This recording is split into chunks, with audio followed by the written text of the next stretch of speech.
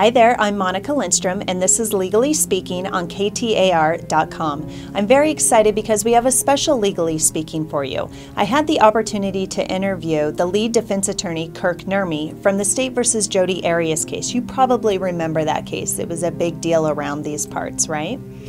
Well, the interview was a lengthy interview full of a lot of great information, so we decided to split it up into 5 different segments, and we will be rolling out new segments each day this week. I had a friend of mine who I went to law school with, who I share office space with now, and she wrote the intro. She wrote the foreword, Caroline, yes. And so she'd been saying, come out, private practice, we can do some cases, and finally after years I said, all right, this is my time, I want away. And certainly I can't say that I knew where this was going to the extent that it went. The live streaming, the media. I don't think anybody could have anticipated it. I don't think so either. And I've talked to other reporters that I've talked who were actually covering the coverage. I guess it was like a movie screen type deal over at Cityscape. Somebody told me about that there was a set and a movie screen and people were watching it. After Dark. Okay. HLN After Dark. Yeah, I was. You were there. Okay. I was there, right? And yeah. Mm-hmm. Yeah. And so, nobody I think would have predicted that, because the one thing about Miss Arias's case is that it certainly wasn't the first huge case in social media. A lot of people I've heard compare it to OJ. Well, OJ happened at a time when social media wasn't that big a deal, right? Right. You're talking about the first OJ case. Yeah, the first OJ case. I mean, I remember either listening to that or seeing that on a small black and white TV when the verdict was announced. I was my first year of law school. Oh, was it? Okay. Yeah. And I was, working somewhere, what have you. But, Casey Anthony was certainly in the age of social media. Yep. But maybe not as prominently to this point, because years now between Casey Anthony and Jodi Arias, we're at a point technology-wise where people can watch on their phones. Your live stream, people are watching on their phones, people are watching on the iPads. I was listening to it on Sirius as I would drive down to the courthouse. Yeah. And, people were telling me their secretaries were watching it at work. They'd set up their phone next to their computer monitor. And so it was enticing to a lot of people in that regard. So, it makes me think it is one of the biggest cases in the social media. I would say it is, hands down. I mean, it was bigger than anything that came after so far and anything before. Yeah. I mean, if you think about it, you were part of a significant change in America and the way we look at trials. Not only that, but I've talked about in the past how our laws have changed. The way judges do voir dire now, the way they choose the jury, how they let information out there, how soon they put gag orders, so to speak, on attorneys because of what I call the Arias effect. You were part of, I think, a change that was monumental, and it will never go back. Well, it is interesting to think about how courts in these particular cases are going to deal with what you're calling the Arias effect, but trials as reality TV events versus life events with serious consequences. How do we insulate a trial and a defendant's rights simply because when everybody wants to exploit the case, put it on HLN, put it on TV, make money off of it, and consume it as a reality TV show. Because ultimately, when we think about it, I know there's housewives of every city in the country, right? But this is real, right? Yeah. This is real, and this is in not a lot of ways scripted. and it's in a lot of ways more compelling to people, which I understand.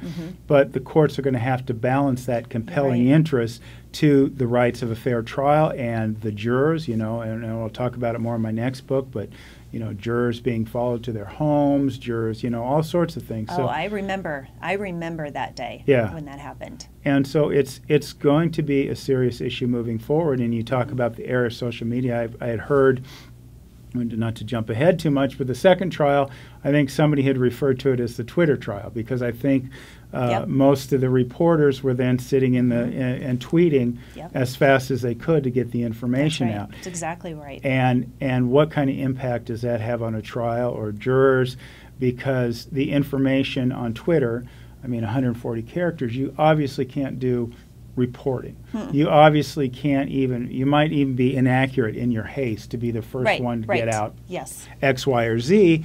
And then you've got this out there that's out there forever, and then people are believing it, and whatever might be the case. So, how did you deal with this? And here's what I mean. This trial was international. People were watching it. People hate Jodi Arias. There's no doubt. There's a handful of the strangers, the weirdos, yes, I say weirdos, that love her for whatever reason. Yes. You became what I would call public enemy number one during the time. Casey Anthony used to be public enemy number one, and then you, I think, stepped into that role. And I don't think it was fair, but people, that's just what they're going to see. Right. How did you deal with that on a personal level? I know that when you get into the courtroom, you go into lawyer mode, you have to shut that down and do your job. As you say in your book, you have to do your job, which was to save her life, which, by the way, you did. Yes. You won. Thank you. You did a great job. How did you deal with that on a personal level? How did your wife deal with being hated? And I'm sure you received death threats and hate mail. I call them love notes, but hate mail. Well, you know, you're right about all that. I mean, I did receive threats, and we talked about in a moment of social media, you know, our email addresses are out there and available, and people can, you know, Facebook or what have you. And we would get threats or insults almost instantaneously, you know, and a lot of, you know, to our body parts or my weight or whatever it was, right? And there was certainly that aspect. But, you know, one thing I've said throughout the course of talking about this book is that, as you said, job number one is to save her life. And as her lawyer, that is my focus and that is my obligation, and I took that very seriously. So the things that were going on outside the courtroom that got my attention were the things that could possibly affect the trial. Okay. And the things that were not going to affect the trial, for example, somebody calling HLN and saying, I'm the most lousy SOB to ever walk the face of the planet, that doesn't affect the trial. I didn't have time to care about it. Okay. So, and the other thing is, I talk a little bit about, I have the chapter, Who is Nurmi, right? And I talk a little bit about who I am because, you know, again, because people out there, they don't know you. And the point is, those principles as a defense attorney, and part of my motivation I described for being a defense attorney is that those principles mean a lot to me, and that those principles should mean a lot to everyone, in my opinion, but they mean a lot to me. And I don't care if my client is Joe Schmo who got a DUI or Jodi Arias. I don't care how hated she is. Those principles mean enough. And throughout, if I would have been able to speak to you or articulate anything or do an interview, and now I can, I would have said now what I would have said then is that I make no apologies for doing everything I can to save my client's life and protecting the rights of any individual that I represent, even if she's hated. I don't care.